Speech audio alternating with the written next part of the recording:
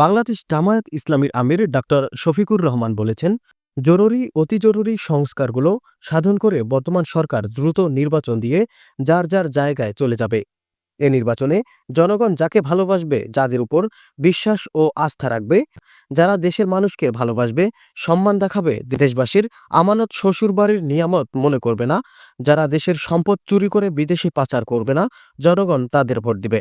জামাত ইসলামের আমির ডাক্তার শফিকুর রহমান আরও বলেছেন, আমরা সমমর্যাদার ভিত্তিতে সকলের সাথে বৈদেশিক সম্পর্ক রক্ষা করব।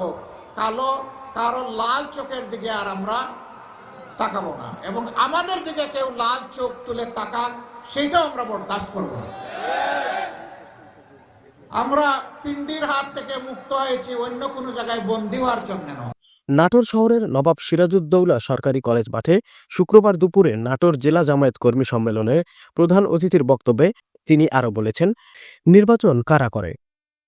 নির্বাচন তাদের জন্য যারা মানুষকে সম্মান করে, দেশবাসীকে ভালোবাসে, যারা দেশবাসীর প্রতি ইঞ্চি জমিকে আমানত মনে করে।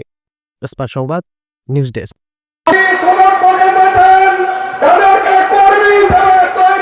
এখানে অনেক পঙ্গু ভাইরা রয়েছেন যারা আওয়ামী লীগের নির্বাচিত করতে হবে। এই জন্য প্রয়োজন জামাত ইসলামীর কর্মী হিসেবে